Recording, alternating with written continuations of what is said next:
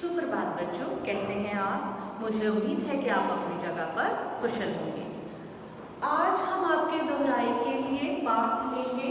पाठ 10 ऐसे थे बापू, पाठ 11 आओ झूला झूले। सिलेबस हमारा सारा खत्म हो चुका है। अब हम दोहराई कर रहे हैं। इन पाठों को आप कर चुके हैं, कॉपी चेक्ड है, इनके क्वेश्चन आंसर आप कर चुके हैं। आज हम इसकी दोहराई मात्र करेंगे।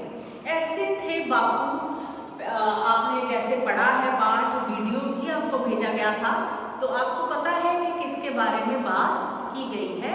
इस पाठ में महात्मा गांधी, जिन्हें हम राष्ट्रपिता भी कहते हैं, उनके बारे में, उनके व्यक्तित्व के बारे में बात की गई है कि किस प्रकार वो साफ सफाई को लेकर, अपने आसपास की स्वच्छता को लेकर बहुत ज़्यादा जागरूक थे और चाहते थे कि पूरे भारत के वासी जो हैं वो इस बात को समझें। अब आप जानते हैं कि प्रधानमंत्री ने भी स्वच्छता अभियान चलाया है, तो किस उनका मोटिव क्या है, आधार क्या है, बापू द्वारा दिया गया स्वच्छता का संदेश ही स्वच्छता अभियान का आधार है।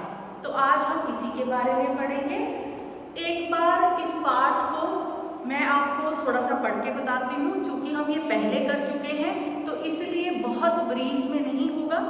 महात्मा गांधी को बापू के नाम से जाना जाता है। उनका पूरा नाम मोहनदास करमचंद गांधी था। ठीक, ये हमने लिखा है।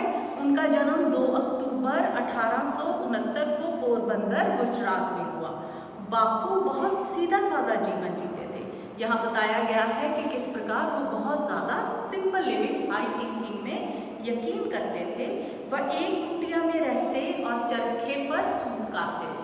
अब जो वो सूत काटते थे उसी की खादी के बने वो वस्त्र पहनते थे। मतलब वो अपना काम अपने स्वयं करते थे, यहाँ तक कि अपने लिए जो वस्त्र, जो कपड़े हम पहनते हैं, वो भी, उसका निर्माण भी वो खुद ही किया करते थे। एक समय की बात है, कुछ बच्चे मिलकर कुटिया पर गए। उस समय बापू कुटिया की सफाई कर रहे थे। अब यहाँ सफाई की बात की गई है। बापू, आप कुटिया की सफाई आप क्यों कर रहे हैं? बापू ने कहा, बच्चों, हमें अपने काम स्वयं करने चाहिए, दूसरों पर निर्भर रहना ठीक नहीं। फिर उन्होंने पूछा, तुम अपने घर में सफाई का क्या क्या काम करते हो? राधा बोली, मैं अपनी माँ के साथ घर की सफाई करती हूँ। इसी तरह रमेश ने भी बताया कि वो भी सारा घर का कचरा कूड़ा इकट्ठा करके नगर निगम की गाड़ी में डालता है। तो बापू ने बच्चों को बहुत सारी शाबाशी दी इस बात के लिए। ऐसे बापू ने कहा, तुम बहुत अच्छा करते हो, हमें आसपास का वातावरण स्वच्छ रखना है, साथ में अपने शरीर की सफाई का भी ध्यान देना है। अब जैसे कि आप अभी कोरोना का पीरियड चल रहा है, तो हम आपको बार बार कहते हैं कि जब भी आप कुछ खाएं या पिएं तो अपने हाथ अवश्य धोएं, बार बार अपने हाथों को वॉश करें, सैनिटाइज करें। तो यहाँ पे बापू इन्हीं बातों को लेकर कह रहे हैं कि हमें कुछ भी खाने से पहले और कुछ भी पीने से पहले अपने हाथ अवश्य धोने चाहिए। क्यों धोने चाहिए? क्योंकि हमारे हाथ, गंदे हाथों के कीटाणु जब हम कुछ खाते हैं तो हमारे साथ ही हमारे पेट में चले जाते हैं, जिसकी वजह से हम बीमार पड़ते हैं। इसके अलावा इस पाठ में बापू ने दांतों की सफाई के महत्व के बारे में भी बताया है कि हमें रोज़ाना अपने दांत साफ करने चाहिए। अगर हम रोज़ाना अपने दांत साफ नहीं करेंगे तो क्या होगा?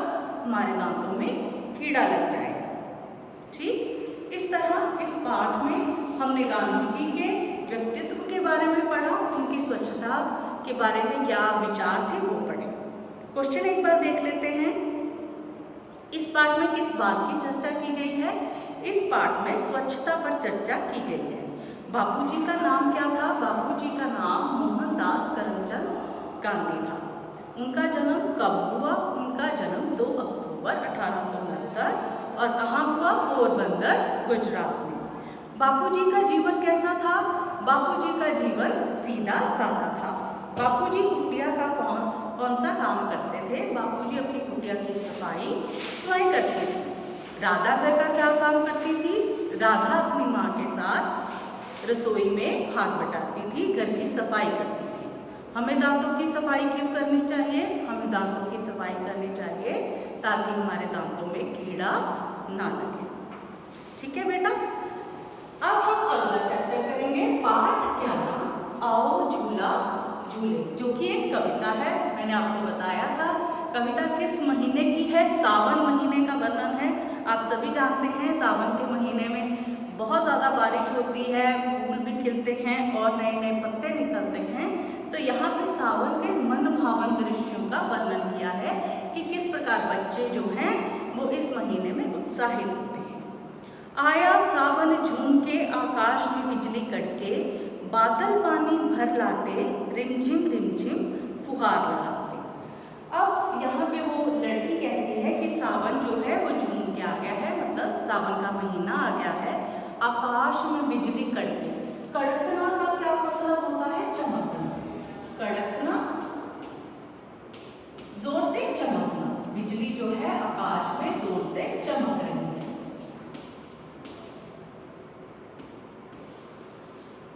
बादल पानी भरकर लाते, रिमझिम फुहार लगाते। फुहार क्या होता है? छोटी छोटी बूंदें, बौछार।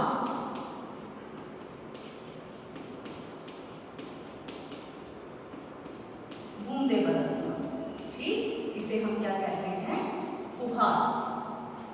मम्मी आज डाल दो झूला, मन है आज खुशी से फूला, इस झूले पर मैं झूलूंगी, पींग बढ़ाकर नभ को झूलूंगी। अब पींग क्या होता है? हम सभी जानते हैं, रस्सी डालकर हम जब वृक्ष पे झूला डालते हैं उसे हम क्या कहते हैं? पींग। नभ क्या होता है? आकाश। नभ आकाश।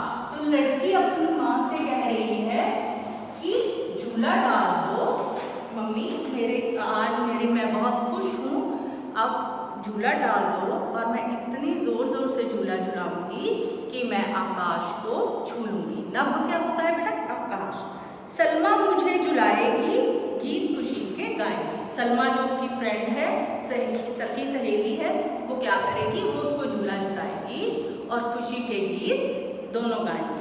आओ सखियों झूला झूले, ऊपर जा आकाश को झूले। तो अब वो अपनी सारी सखियों को बुलाती है, सहेलियों को बुलाती है कि आओ हम सब झूला झूले और इतनी जोर से झूला झूले कि हम आकाश को छू लें।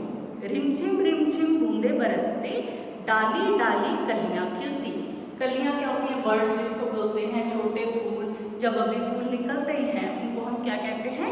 कलियां। तो डाली डाली, हर डाल पर नई नई कलियां खिल रही हैं। देखो कैसे धरती झूली और पेड़ की डाली झूली। अब वो कहती है कि मैं झूला झूल रही हूँ तो मेरे साथ सारी धरती जो है वो झूम रही है, झूल रही है। पेड़ की डाली झूली, तो पेड़ की डाली भी इसी तरह झूल रही है। मैं सपनों की बातें भूली, खेतों में है सरसों फूली। तो वो कहती है कि अब मैं सपनों की सारी बातें भूल चुकी हूँ, मुझे सपनों में कोई इंटरेस्ट नहीं है, क्योंकि जो सच्चाई है, जो आज प्रेजेंट है, यथार्थ है, वो इतना खूबसूरत है कि सपना कोई मायने नहीं रखता। खेतों में सरसों है फूली, और खेतों में क्या फूला है? सरसों। फूलना मतलब वो पक जाना। सरसों के फूल होते हैं येलो कलर के, आपने देखे बहुत सारी पिक्चर्स में, गानों में दिखाए जाते हैं। फूलना मतलब पक जाना। यहाँ पे सरसों फूलना का मतलब है पक जाना, तैयार हो जाना, ठीक, फसल का तैयार हो जाना। अब इसके भी प्रश्न देख लेते हैं। इस कविता में किस महीने का वर्णन किया गया है? मैंने पहले ही बताया, इस कविता में सावन महीने का वर्णन किया गया है। झूला डालने के लिए किससे कहा जा रहा है? झूला डालने के लिए माँ से कहा जा रहा है। लड़की पींग बढ़ाकर क्या छूना चाहती है? मैंने आपको बताया था, आज इतना झूला झूलूं कि नभ को छू लूं। तो लड़की पींग बढ़ाकर आकाश को छूना चाहती है। बादल क्या भर कर लाते हैं? बादलों में क्या भरा होता है जो बरसता है? पानी। तो बादल पानी भर कर लाते हैं। सलमा क्या करेगी? सलमा उसको झूला झुलाएगी और खुशी के गीत गाएगी। खेतों में क्या फूली है? मैंने अभी बताया कि खेतों में सरसों पक गई है, तैयार हो गई है। तो क्या लिखेंगे? खेतों में सरसों फूली है। बूंदें कैसे बरसती हैं? तो बूंदें रिमझिम बरसती हैं। छोटी छोटी बूंदें डांसिंग करती हुई, नाचती हुई नीचे आती हैं, तो उसे हम क्या कहते हैं? बूंदें रिमझिम बरसती हैं। कलियां कहाँ खिलती हैं? कलियां डालियों पर खिलती हैं। स्पेलिंग मिस्टेक्स नहीं करने हैं, डालियों पर।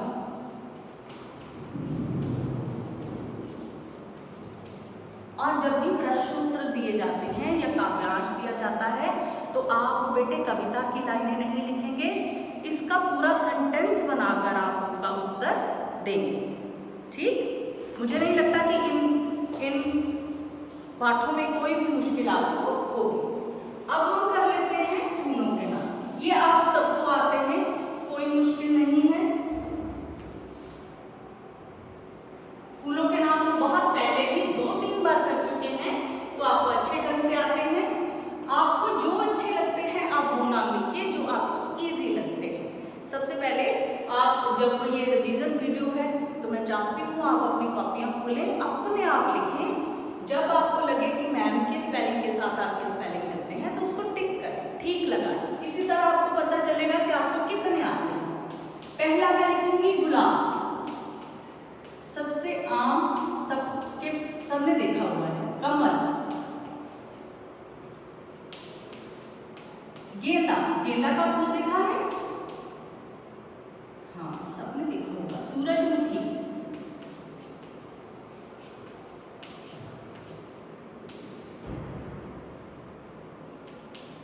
मोतिया, व्हाइट कलर के फूल होते हैं, बहुत खूबसूरत। मोगरा,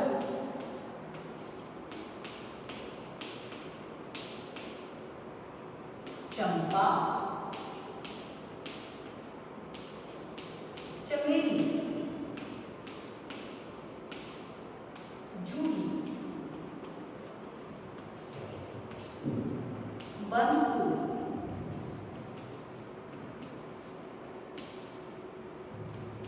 लिली, पलाश। इस तरह बहुत सारे फूल हैं बेटा, आप लिख सकते हैं। कोशिश करें कि हमेशा जो स्पेलिंग मिस्टेक्स हैं वो उनका ख्याल रखें, आप ना करें। ये जो अशुद्धियां हैं इसकी वजह से हमारे नंबर कटते हैं। आज हमने 2 पाठ किए, ऐसे थे बापू, आओ झूला झूलें, और साथ में हमने फूलों के नाम की दोहराई की है। इसी तरह सारा याद करें, याद करके लिखें। धन्यवाद।